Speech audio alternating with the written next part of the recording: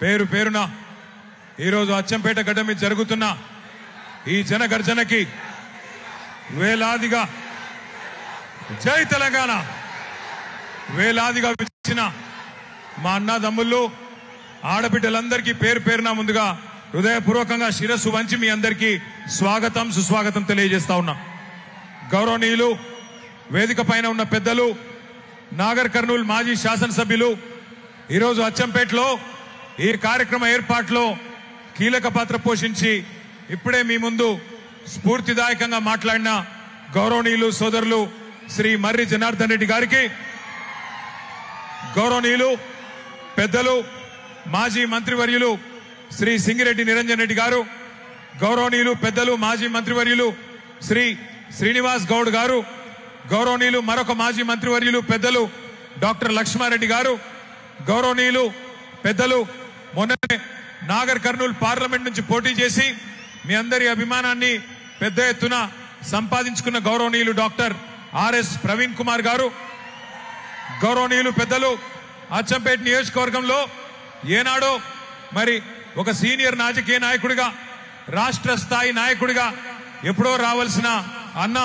మనోహర్ అన్న గారు, అట్లాగే వేదికపై ఆసీనులైన గౌరవనీయులైన మా సహచర శాసన మండలి సభ్యులు చెర్ల వెంకటరామరెడ్డి గారు, గౌరవనీయులు అలంపూర్ ఎమ్మెల్యే సోదరుడు విజయుడు గారు, గౌరవ మాజీ శాసనసభ్యులు కొల్లాపూర్ సోదరుడు బీరం హర్షవర్ధన్ రెడ్డి గారు, కల్వకుర్తి మాజీ శాసనసభ్యులు గౌరవనీయులు శ్రీ జైపాల్ యాదవ్ గారు, గౌరవనీయులు పెద్దలు మరి వేదికపై ఆసీనులైన మా ఎమ్మెల్సీ సోదరుడు నవీన్ కుమార్ రెడ్డి గారు, గౌరవ మాజీ ఎమ్మెల్యే గారు, నిన్ననే ముఖ్యమంత్రి సొంత నియోజకవర్గమైన కొడంగల్ మాజీ శాసనసభ్యుడు మళ్ళీ తిరిగి కాబోయే శాసనసభ్యుడు సోదరుడు శ్రీ పట్నం నరేందర్ రెడ్డి గారు, వేదికపై ఆసీనులైన మా సోదరిమణులైన కార్పొరేషన్ చైర్మన్లు సోదరి శ్రీమతి రజనీ సాయి చంద్ గారు, అట్లాగే వేదికపై ఆసీనులైన ఇమ్తియాజ్ ఇషాక్ గారు, అట్లాగే మా సోదరుడు ఆంజనేయ గౌడ్ గారు, ఇంకా గెల్లు శ్రీనివాస్ యాదవ్ గారు, వాల్యా నాయక్ గారు, అట్లాగే మన బైకాని శ్రీనివాస్ యాదవ్ గారు, ఇంకా పేరు పేరున మా వెంకటేష్ గారు, తలకొండపల్లి మాజీ జెడ్పీటీసీ ఉప్పల వెంకటేష్ గారు, ఆలా వెంకటేశ్వర రెడ్డి గారు, దేవరకద్ర మాజీ శాసనసభ్యులు, అందరి నేను ఎవరెవరు పేర్లు చెప్పలేదో దయచేసి ఏమనుకోకండి. మా మాజీ మున్సిపల్ చైర్మన్ మా సోదరుడు ఉద్యమ బిడ్డ నరసింహ గౌడ్ అన్న గారు, అదే విధంగా వేదిక పైన ఉన్న మా అందరూ అన్నలకు తమ్ముళ్లకు పేరు పేరున వేదిక ముందున్న పత్రికా మిత్రులకు అందరికీ నమస్కారం. జర్రనికి దండం పెడతా ఆగురాయ్య పూలదల్లకు ప్లీజ్. నాకు తెలిసి ఇది పూల పండుగ బతుకమ్మ, కానీ కొద్దిసేపు ఆగు. ఇక్కడికి వస్తుంటే సోదరులు శ్రీనివాస్ గౌడ్ గారు, లక్ష్మారెడ్డి గారు, వెంకటేశ్వర రెడ్డి గారు మేమంతా కలిసి వచ్చినాం. వస్తుంటే అప్పుడే ఈ జిల్లా మంత్రి పక్కనే ఉండే కొల్లాపూరు ఎమ్మెల్యే, ఈ జిల్లా మంత్రి జూపల్లి కృష్ణారావు మాట్లాడిన మాటలు మొన్న మధ్యనే ఏదో ఒక సభలో మేమందరం చూసినాం. ఆయన చెప్తున్నాడు ఎక్కడో ఆదిలాబాద్ లో, అక్కడ ఎమ్మెల్యే గారు అడిగినారు ఆదిలాబాద్ లో, కృష్ణారావు గారు మీరు మంత్రి కదా, మాకు ఫలానా పని చేయాలంటే మీ జిల్లా మంత్రి గారు ఏమంటున్నాడు ఎరికేనా?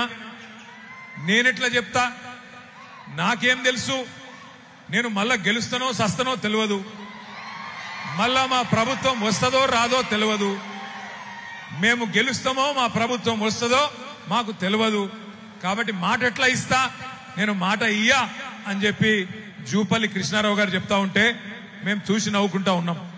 కానీ ఇక్కడికి వచ్చిన అచ్చంపేట బిడ్డలందరికీ తెలుసు, జూపల్లి కృష్ణారావు గారికి తెలియకపోవచ్చు మళ్ళీ ప్రభుత్వం వస్తుందో రాదో అని, కానీ ఇక్కడికి వచ్చిన అచ్చంపేట బిడ్డలకు తెలుసు మళ్ళీ కాంగ్రెస్ ప్రభుత్వం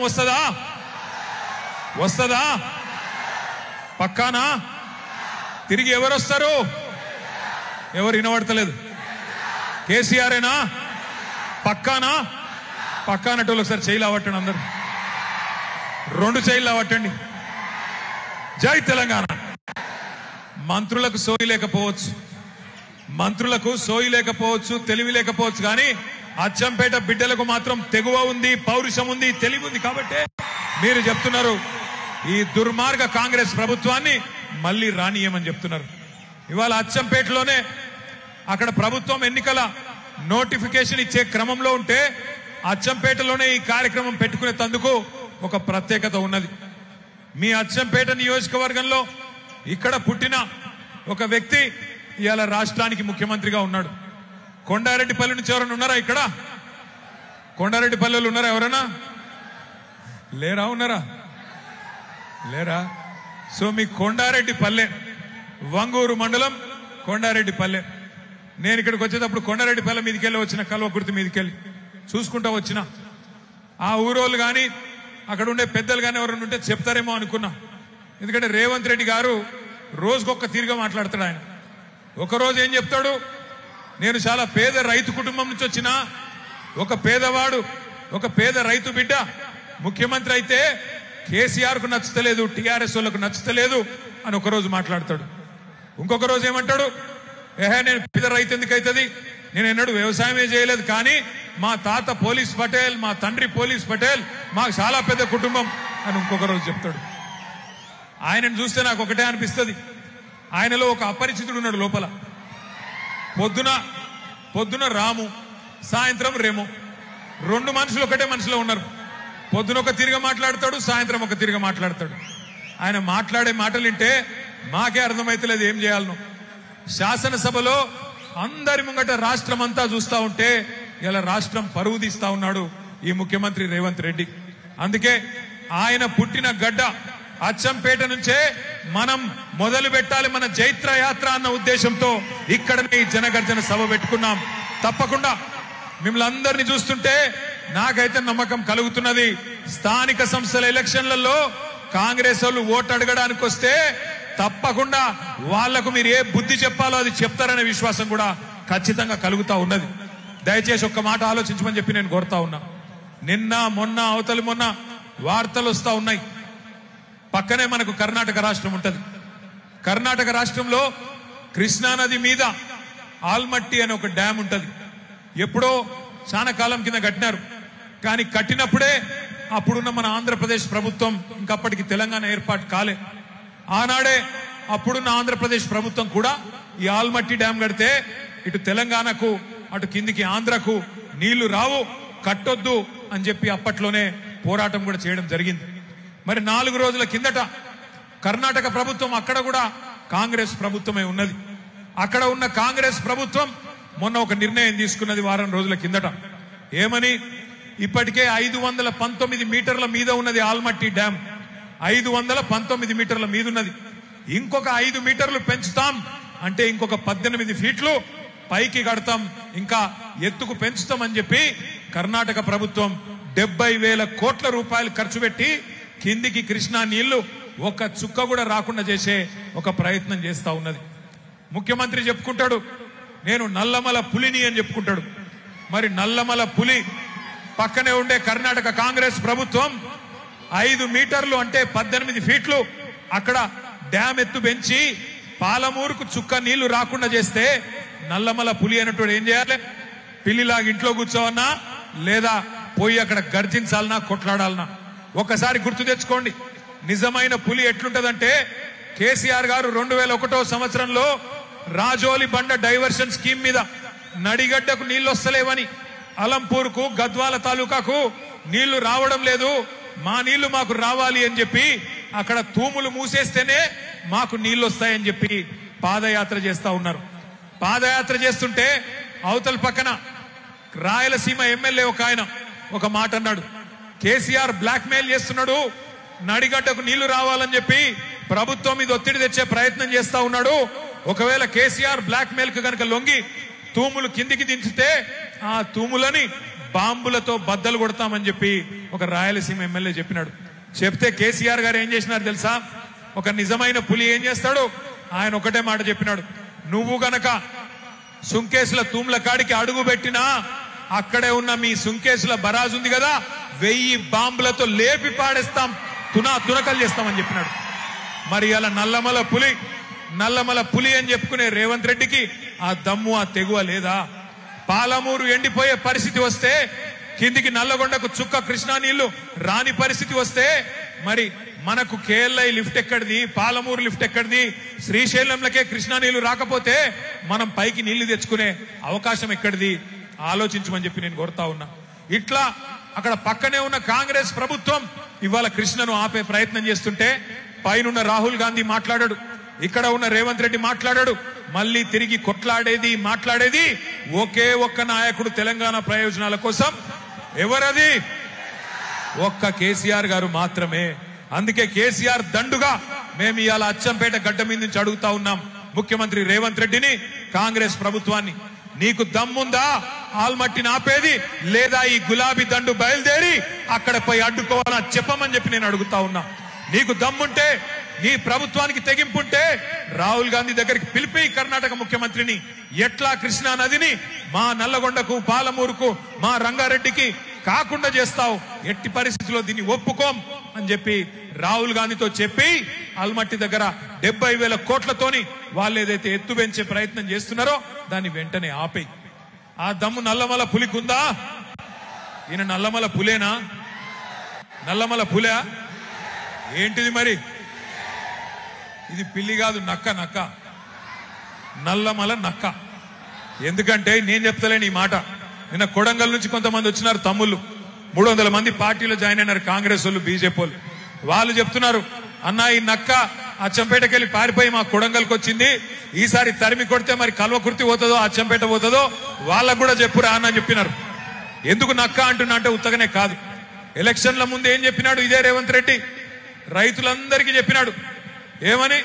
కేసీఆర్ రైతు రుణమాఫీ చేసిండు, కానీ నాకు ఓటేస్తే మళ్ళొక్కసారి 2 లక్షల రుణమాఫీ చేస్తా, ఎంబడే సంతకం పెడతా, డిసెంబర్ 9 నేను వస్తున్నా, ఎంబడే పెడతా, మీరు ఉరుకురికి తెచ్చుకోండి అన్నాడు.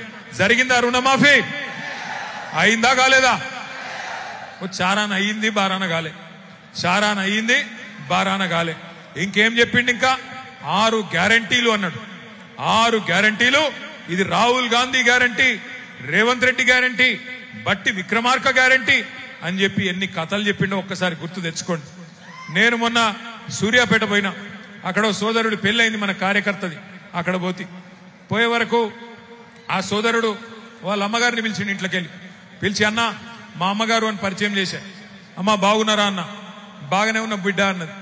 అన్నాక మరి మీరు కొత్త కోడల్ని బాగా చూసుకుంటున్నావా అన్న. ఆ అమ్మాయి ఏమన్నదంటే, ఏం కోడలు బిడ్డ అన్నది. నేను పరేషాన్ అయినా. ఇట్లాంటుంది, నిన్నగాక మొన్న పెళ్ళైంది, అప్పుడే కోడల మీద ముక్కిరిసినట్టు మాట్లాడుతున్నది, ఏమైంది తల్లికి అనుకున్నా. ఏమైందమ్మా అన్న. ఏమో బిడ్డ, కొత్త కోడలు వస్తే 2,500 వస్తాయి అనుకున్న నెలకి, ఏమొచ్చినాయి ఏం రాలేదు అన్నది. ఆ కోడలి పిల్ల కూడా చాలా గడుసు తిన్నది. ఆమె బయట కురికొచ్చింది, అత్తమ్మ నీకు కూడా 4,000 పెన్షన్ వస్తుంది అనుకున్నా, నీకేమన్నా వచ్చిందా అని ఆమె కూడా అన్నది. అంటే ఈ రేవంత్ రెడ్డి చేయబట్టి ఏమైంది అంటే, ఎలక్షన్లు అప్పుడు పొంకనాలు కొట్టిండు కదా, పొంకనాల పోతిరెడ్డి ఏమన్నాడు ఆ రోజు? అత్తకు 4,000, కోడలకు 2,500 వచ్చినాయా ఎక్కడన్నా? ఆఖరి కొండారెడ్డిపల్లిలో వచ్చినాయా? ఎవలకు లేవు. అత్తకు 4,000 రాలేదు. ముసలాయనకు గుడిస్తా అన్నాడు. ముసలమ్మకే కాదు, ముసలాయనకు గుడిస్తా. కేసీఆర్ ఇంట్లో ఒకరికి ఇస్తున్నాడు, నేను 2కి ఇస్తా అన్నాడు. ముసలాయనకు లేదు, ముసలమ్మకు లేదు. గవే 2,000, గవే కేసీఆర్ పెంచిన 2,000. ఆ 2,000 కూడా 2 సార్లు ఎగ్గొట్టిండు. ఆ 2,000 పెన్షన్ కూడా 2 నెలలు ఎగ్గొట్టిండు రేవంత్ రెడ్డి. అట్లాగే కోడలి పిల్లలకు చెప్పినాడు, మహాలక్ష్మి పథకం కింద మీరు 18 ఏళ్లు నిండిన ఆడబిడ్డలందరికీ డిసెంబర్ నెల నుంచే 100 రోజులు నిండంగానే నెలకు 2,500 మీకు ఇచ్చేస్తా అని చెప్పినాడు. అందుకే ఇవాళ మేము ఒక పని చేసినాం. ఏం చేసినామంటే, వీళ్ళు కాంగ్రెస్ వాళ్ళు ఎలక్షన్లకు ముందు గ్యారంటీ కార్డులు పంచినారు, యాదికుందా? ఇది మా గ్యారంటీ అని. అందుకే ఇవాళ అచ్చంపేటలో మీ అందరికీ నేనుగో కాంగ్రెస్ ఓలోలకు ఎంతెంత బాకీ పడ్డదో కాంగ్రెస్ బాకీ కార్డు ఇంటింటికి పంచబోతా ఉన్నాం. ఎవలోలకు ఎంతెంత బాకీ పడ్డది కాంగ్రెస్ అంటే, ఆడపిల్లల విషయమే తీసుకుంటే, మహాలక్ష్మి పథకం విషయమే తీసుకుంటే, ఒక్కొక్క ఆడబిడ్డకు 22 నెలలను నెలకు 2,500 చొప్పున 55,000 రూపాయలు కాంగ్రెస్ పార్టీ బాకీ ఉన్నది.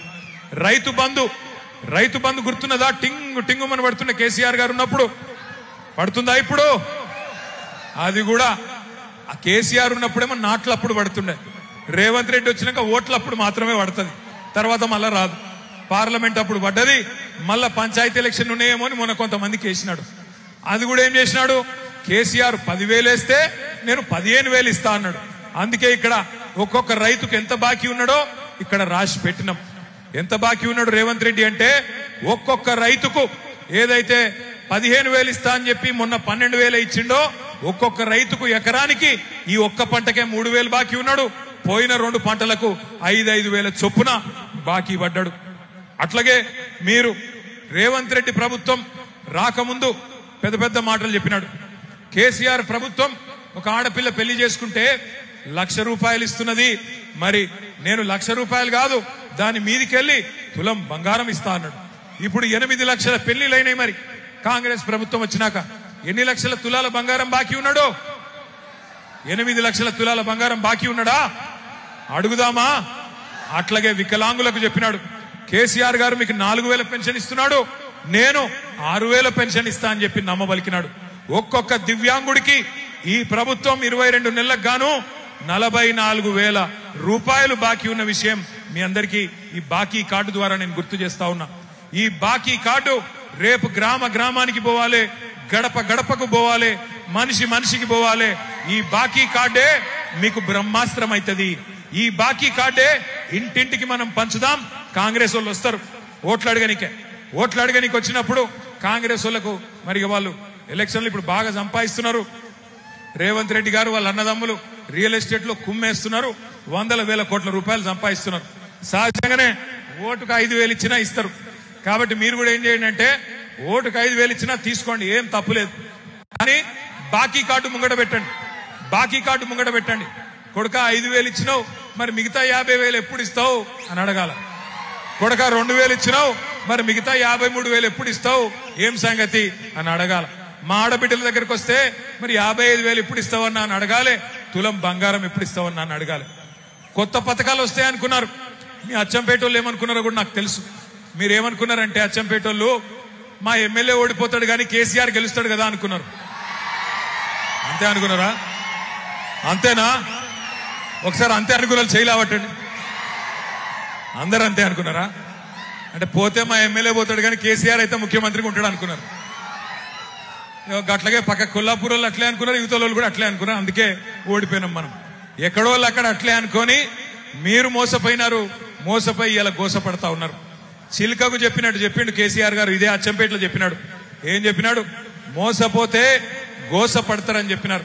మరి ఇప్పుడు చూస్తున్నారు కదా, యూరియా బస్తాల కోసం లైన్లు కట్టే దిక్కుమాలిన రోజులు వచ్చినాయి.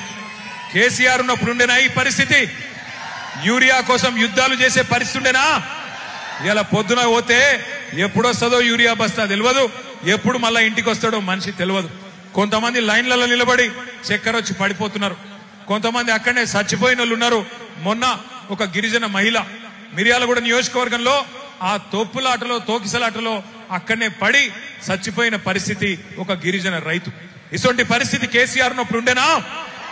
ఎన్నడన్నా రైతుకు ఇబ్బంది కలిగిందా కేసీఆర్ గారు ఉన్నప్పుడు? ఇవాళ ఆలోచించమని కోరుతా ఉన్నా. ఆల్మట్టి ఎత్తు పెంచుతుంటే మాట్లాడాడు, యూరియా ఇయ్యడు, రైతు బంద్ అయ్యాడు, బోనస్ ఇచ్చిండా? బోనస్ బోగస్ అయ్యింది. రైతుని ఇవాళ అరిగోస పెడుతున్నాడు రేవంత్ రెడ్డి గారు. మన ప్రభుత్వం ఉన్నప్పుడు మనం ఇక్కడ ఉండే కల్వకుర్తి లిఫ్ట్ ఇరిగేషన్ ను వేగంగా పూర్తి చేసి 4 లక్షల ఎకరాలకు నీళ్లు తీసుకొచ్చి అచ్చంపేటలో కూడా 90,000 ఎకరాలకు నీళ్లు ఇచ్చిన ఘనత కేసీఆర్ గారి ప్రభుత్వానికి. ఆ 90,000 సరిపోవు, మరి ఖచ్చితంగా ఇంకా ఎక్కువ చేయాలన్న ఉద్దేశంతో అచ్చంపేట లిఫ్ట్ ఇరిగేషన్ అని చెప్పి ఇంకొక 1,350 కోట్ల రూపాయలతో అచ్చంపేట లిఫ్ట్ ఇరిగేషన్ కూడా కేసీఆర్ గారు మంజూరు చేసినారు. టెండర్ కూడా పూర్తయింది. ఈ 2 ఏళ్లలో రేవంత్ రెడ్డికి నిజంగానే నల్లమల బిడ్డ అయితే, అచ్చంపేట గడ్డ మీద పుట్టిన కొండారెడ్డిపల్లిలో పుట్టిన బిడ్డ అయితే ఈ 2 ఏళ్లు సరిపోలేదా పూర్తి చేసేందుకు? పూర్తి చేయలేదు. ఎక్కడ ఉన్నదాన్ని అక్కడనే వదిలిపెట్టిండు. మరొక 75,000 ఎకరాలకు మీకు కూడా నీళ్లు వస్తా ఉండే. ఇంకొక మాట కూడా నేను చెప్తా ఉన్నా. పాలమూరు రంగారెడ్డి ఎత్తిపోతల పథకం చెప్తా కాలేజ్ ఫీజు గురించి. పాలమూరు రంగారెడ్డి ఎత్తిపోతల పథకం కేసీఆర్ గారు 90% పూర్తి చేసినారు. ఏదులా పూర్తయింది, నార్లాపూర్ పూర్తయింది, వట్టెం పూర్తయింది, కరివెన రిజర్వాయర్ పూర్తయింది, ఉద్దండాపూర్ పూర్తయింది. మొత్తం రిజర్వాయర్లన్నీ పూర్తయినాయి. 90% పూర్తయింది. నార్లాపూర్ దగ్గర ఒక పంపు కూడా చాలు చేసి నీళ్లు ఇచ్చే అవకాశం కూడా ఉన్నది. 90% పూర్తయితే ఆ పథకం ఇంకొక 10% మాత్రమే పూర్తి చేయాల్సి ఉంటే రేవంత్ రెడ్డి దాన్ని మాత్రం ముట్టుకుంటలేడు. ఎందుకంటే పాలమూరు రంగారెడ్డి ఎత్తిపోతల పథకం అది పూర్తి చేస్తే కేసీఆర్ కు పేరు వస్తుంది. అందుకే ఏం చేసిండరికైనా ఆ పాలమూరు పథకానికి వాళ్ళ మామ పేరు పెట్టుకున్నాడు, జైపాల్ రెడ్డి గారు పేరు పెట్టినాడు.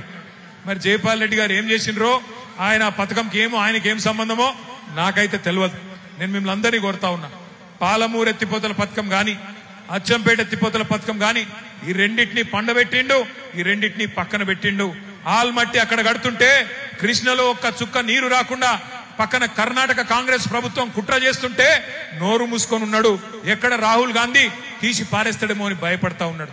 కానీ తెల్లారు లేస్తే ఒకటే పని రేవంత్ రెడ్డి గారికి, కేసీఆర్ గారి జపం మాత్రం చేస్తున్నాడు. రోజు తెల్లారు లేస్తే కేసీఆర్ తిట్టుడు, కేసీఆర్ ను రోజు మన్నువోసుడు, కేసీఆర్ గారి మీద రోజు తిట్లు శాపనార్థాలు తప్ప ఇంకొక మంచి మాట మాత్రం ఆయన నోట్లోంచి రాదు. ఒకసారి ఆలోచించండి, మనం కూడా చాలా మంది ముఖ్యమంత్రులను చూసినాం. ఎన్టీ రామారావు గారిని చూసినాం, తర్వాత చంద్రబాబు నాయుడు గారిని చూసినాం, తర్వాత రాజశేఖర రెడ్డి గారిని చూసినాం, తర్వాత రోషయ్య గారిని చూసినాం, కిరణ్ కుమార్ రెడ్డి గారిని చూసినాం, ఆ తర్వాత కేసీఆర్ గారిని చూసినాం, ఇప్పుడు రేవంత్ రెడ్డి గారిని చూస్తా ఉన్నాం. ఎవరైనా ముఖ్యమంత్రి ఆ పదవిలో కూర్చున్న పెద్ద ఆయన ఎన్నడన్నా రేవంత్ రెడ్డి మాట్లాడినంత హీనంగా, రేవంత్ రెడ్డి మాట్లాడినంత దరిద్రంగా ఎవరన్నా ముఖ్యమంత్రి మాట్లాడిండా? ఒక్కసారి ఆలోచన చేయండి. ఎంత గలీజు మాటలు మాట్లాడతాడు ఆయన. నీ గుడ్లు వీకి గోటీలు ఆడతా అంటాడు, నీ మెడల పేగులు తీసుకొని నీ పేగులు తీసుకొని మెడలు వేసుకుంటా అంటాడు. పేగులు తీసుకునేది బోటి కొట్టాడు ఆయన, నాకు అర్థం కాదు. పేగులు తీసి మెడలు వేసుకుంటా, ఇటువంటి మాటలు. ఇంకా గలీజ్ ఏంటంటే ఇప్పుడు ఇక్కడ అచ్చంపేట జనగర్జనలో ఒక 15-20 వేల మంది ఉన్నారు. మీరు ఇక్కడ ఎవరన్నొక్కలు అప్పు లేని వాళ్ళు ఎవరు ఉన్నారా? బాకీ లేని వాళ్ళు ఎవరు ఉన్నారా? ఉంటే బాకీ లేనోళ్ళు బాకీ ఉన్నోళ్ళు చేయి కింద పెట్టండి. బాకీ లేనోళ్ళు ఎవరు ఉంటే ఒక మర్రి జనార్దన్ రెడ్డికి లేకపోవచ్చు, కానీ ఉందా నీకేమన్నా? ఆయన ఒక్కరికి లేదంటే కానీ మిగతా వాళ్ళకి అందరికి బాకీ ఉన్నది. ఇప్పుడు మనిషి అనేటోనికి బాకీ ఉంటది, మర్రికి కూడా ఉంటది, చెప్తలేడు సిగ్గుపడుతుంది. కానీ అదానికి బాకీ ఉంటది, అంబానికి కూడా బాకీ ఉంటది, వెంకటేశ్వర స్వామికి కూడా బాకీ ఉన్నది. తిరుమల దేవుడు వెంకటేశ్వర స్వామికి అంత పెద్దోడు, ఆయనకే బాకీ ఉన్నది. బాకీ ఉన్నా మనందరికి బాకీ ఉన్నది, అందరికి అప్పులు ఉన్నాయి. కానీ తిట్టుకుంటాం, ఆ రోజు బయట చెప్తామా, నేను దివాలా తీసినా, నేను సంకనాకి పోయినా, నాకు బాకీ ఉన్నది, నేను ఎత్తిపోయినా అంటే కూడా మార్కెట్లో మనకు విలువ ఉంటుందా? మరి రాష్ట్రానికి పెద్ద ముఖ్యమంత్రి తెల్లారు లేస్తే నా రాష్ట్రం ఎయిడ్స్ పేషెంట్ అయిపోయింది, నా రాష్ట్రం క్యాన్సర్ పేషెంట్ అయిపోయింది, నా రాష్ట్రం దివాలా తీసింది అని మాట్లాడితే ఢిల్లీలో ఎవడన్నా పట్టించుకుంటాడా? మళ్ళీ ఆయననే చెప్తాడు. ఏం చెప్తాడు? ఢిల్లీలో నన్ను ఎవడు అపాయింట్మెంట్ ఇస్తలేడు, అక్కడ పోతే నన్ను దొంగను చూసినట్టు చూస్తున్నారు. మరి అది నాకు తెలియక అడుగుతా, దొంగను దొంగ లెక్కనే చూస్తారు కదా, ఇంకెట్లా చూస్తారు? ఈయన దొంగ కాదా? ఓటుకు నోటు దొంగ కాదా? 50 లక్షల రూపాయలతో దొరికినోడు దొంగ కాకపోతే ఏంటిది? దొంగ లెక్కనే చూస్తారు. కానీ ఇంకేమంటాడు? నేను పోతే నాకు అపాయింట్మెంట్ ఇస్తలేరు, ఇస్తే చెప్పులు ఎత్తుకపోతాడేమో అని అపాయింట్మెంట్ ఇస్తలేరు అంటున్నాడు. ఇంతకంటే హీనమైన భాష ఉంటుందా? మనందరం కూడా అప్పున్నా బాకీ ఉన్నా, లోపల బనీన్కు పొక్కలున్నా, మీదికెళ్ళి మాత్రం కడక్ అంగి వేసుకొని తిరుగుతాం. ఎందుకు? మళ్ళీ అప్పు ఉట్టాలనా లేదా, నడిపియాలనా లేదా సంసారం? అందుకే అట్లా కడక్కుండే ప్రయత్నం చేస్తాం. ఇప్పుడు ఒక మాట అడుగుతాం మిమ్మల్ని, ఇప్పుడు నేనున్నా, నాకు కూడా అప్పు ఉన్నది, అప్పు తీసుకున్నా అనుకో. ఈ మరిజన కాడ నేను ఒక 5 లక్షలు అప్పు తీసుకున్నా అనుకో. అరే నిజంగా తీసుకోలేదురా భయ్, ఆగురు, తీసుకున్నా అనుకో. చెప్తా మర్రికి ఏం చెప్తా నేను, అన్నా ఒక 6 నెలలకు ఇస్తేనే జర్ర మితి లేకుండా లేదా తక్కువ మితితో ఏం చెప్తా. సరే మరి జనార్దన్ రెడ్డి నా దోస్తు కాబట్టి ఇచ్చిండు. 6 నెలలు అయిపోయింది, చూసిండు పాపం. 6 నెలలకు నేను ఇంక ఇస్తలేను పైసలు. ఫోన్ చేసిండు. ఇక నేనేం చేస్తున్నా, ఫోన్ కట్ చేస్తున్నా. సారీ ఐఎమ్ బిజీ అని ఫోన్ కట్ చేస్తున్నా, ఎత్తుతలేను, తప్పించుకుంటున్నా. 2 సార్లు ఇంకో 2 సార్లు ఫోన్ కొట్టిండు, నేను ఎత్తుతలేను, తప్పించుకుంటున్నా, బిజీ అని కొడుతున్నా. ఇక ఆయనతో ఒకరోజు ఉండబట్టలేక ఆయన ఇంటికి వచ్చిండు. వచ్చి పట్టుకున్నాడు. ఏమైనా నువ్వు, నాకు అర్థం కాదు, నీకు ఇస్తి పైసలు నువ్వు చెప్పిన మాట ప్రకారం మరి అలా మళ్ళా వాపస్ ఇవ్వమంటే డ్రామాలు చేస్తున్నావా, ఏం చేస్తున్నావు అని లొల్లి పెడతారు కదా, పెడతాడు ఎవరైనా కూడా. నిజంగా బుద్ధిమంతుడు అయితే ఏం చెప్పాలి? తీసుకున్నాడు, అన్నా సారీ అన్నా ఏమనుకోక వెళ్తలేదు, ఇంకొక 2 నెలలు టైం నీకు దండం పెడతా, 2 నెలలకు మిత్తి పెద్దగా పెంచుకో కావాలంటే, కానీ ఇస్తా మిత్తితోనని చెప్పాలి. కానీ రేవంత్ రెడ్డి ఏమంటుండే ఎరికేనా? ఉద్యోగులు అడుగుతున్నారు, మాకు చెప్పినావు కదా డిఏలు ఇస్తా అని, పిఆర్సీ ఇస్తా అని చెప్పినావు, 6 గ్యారంటీలు ఇస్తా అని చెప్పినావు, తులం బంగారం ఇస్తా అని చెప్పినావు, నెలకు 2,500 ఇస్తా అని చెప్పినావు, ముసలోళ్ళకు 4,000 అని చెప్తివి, రైతులకు 15,000 అంటివి, రైతు కూలీలకు 12,000 అంటివి, ఆటో వాళ్ళకు 12,000 అంటివి. మరి ఇవన్నీ ఇవ్వకుండా తప్పించుక తిరుగుతున్నావు. ఏం సంగతి అంటే రేవంత్ రెడ్డి ఏమంటుండేరికేనా బాకీ పడ్డోడు, ఏం చేస్తారా మీరు నన్ను కోసుక తింటారా, ఆయన అన్నట్టు కోసుక తింటారా అని అడుగుతున్నాడు. ఆయన ఏమైనా కోయనికి ఏమైనా జామకాయనా మామిడికాయనా సేపు పండ ఏమిటి కోస్తాం ఆయనను? ఏం చేయాలి మరి? మనం మాట ఇచ్చి తప్పించుకున్నాను ఏం చేయాలి? ఎలక్షన్లలో బొంద పెట్టాలనా లేదా? పెడదామా అచ్చంపేటలో? పక్కానా? మాట ఇచ్చి మాట తప్పినోన్ని అచ్చంపేట గడ్డ మీదనే ఎక్కడైతే ఆ మనిషి పుట్టిండో అక్కడనే రాజకీయంగా బొంద పెట్టాలి. ఖచ్చితంగా మోసం చేసిన వాడిని మనం కూడా మోసంతోనే జయించాలి. మోసంతో జయించాలని ఎందుకంటున్నా అంటే ఇప్పుడు కాంగ్రెస్ వాళ్ళ కాడ పైసలు బాగున్నాయి, రేపు జెడ్పీటీసీ ఎలక్షన్లు వస్తున్నాయి, రాగానే ఏం చేస్తారు? ఇంటికి వస్తారు, మీకు చేతులు 5,000 పెడతారు, అమ్మా నువ్వు నాకే ఓటేయాలి అంటారు, మీరు సరే బిడ్డ అంటారు. మీరు అన్నంకి ఏం చేస్తారు? వాళ్ళు ప్రమాణం చేయి అని చేయి జాపమంటారు. చేయి జాపాలి. చేయి జాపి ఏమనుకోవాలి తెలుసా? మనుషుల కళ్ళు మూసుకొని తుప్పాలు అనుకోవాలి. అప్పుడు బయటికి ఏం ప్రమాణం వేసినా ఏం కాదు, ఏం డేంజర్ లేదు. అర్థమైందా? లోపల మనుషుల తుప్పాలు అనుకోవాలి, వాళ్ళు ఇచ్చిన పైసలు తీసుకోవాలి, జేబులో పెట్టుకోవాలి, మీదికెళ్ళి అడగాలి, ఏమా బిడ్డ 5,000 ఇచ్చినావు, మిగతా 50,000 ఎప్పుడు ఇస్తావు కొడుక, రేవంత్ రెడ్డికి జరా చెప్పు పో అని చెప్పి ఎలగొట్టాలి. ఓటు ఎక్కడేయాలి? ఓటు ఏ గుర్తు వినబడతలేదు? ఏ గుర్తు? కారేనా? కేసీఆర్ మళ్ళా రావాలనా? పక్కానా? పక్కా అయితే నేను మిమ్మల్ని కోరేది ఒకటి, అచ్చంపేటలో ఎవరో ఉన్నారు ఎవరో పోయినరని బాధపడే అవసరం లేదు. గింతమంది మీరుండంగా గులాబీ దండుకొచ్చిన భయమేమి లేదు, ఇబ్బంది ఏం లేదు. మంచి నాయకుణ్ణి మీ అభిప్రాయం మేరకు, మీ అందరి ఆలోచన మేరకు కేసీఆర్ గారు మళ్ళా అచ్చంపేటకు పంపిస్తారు. తప్పకుండా కేసీఆర్ గారు ఎవరికి బొట్టు పెట్టి తమ్ముడు ఈయన నా అభ్యర్థి అంటే ఆయనకు కాదు మీరు వేసే ఓటు కేసీఆర్ గారికి. కాబట్టి మళ్ళీ కేసీఆర్ గారు రావాలి అంటే అచ్చంపేట మీద గులాబీ జెండా ఎగిరేయాలని చెప్పి నేను కోరుతా ఉన్నా. ముగించే ముందు నేను మిమ్మల్ని అందరినీ దయచేసి ఒక్క విషయం ఆలోచించమని కోరుతా ఉన్నా. ఇవాళ ఇటు కాంగ్రెస్ గాని అటు కేంద్రంలో ఉన్న బీజేపీ గాని ఈ 11-12 ఏళ్లుగా సతాయించుకుంటూ వస్తా ఉన్నాయి. ఒక్కటంటే ఒక్క నవోదయ పాఠశాల కొత్త జిల్లాలు ఏర్పాటు చేసుకున్న నగర్ కర్నూల్లో మనకు బీజేపీ ఇయ్యలే, ఒక్క విద్యా సంస్థ ఇయ్యలే, ఒక్క గుడికి పైసలు ఇయ్యలే, ఒక్క బడికి పైసలు ఇయ్యలే. బీజేపీ కాంగ్రెస్ దొందే. ఇద్దరు కలిసే ఇయ్యాల తెలంగాణను బొందబెట్టే ప్రయత్నం చేస్తా ఉన్నారు.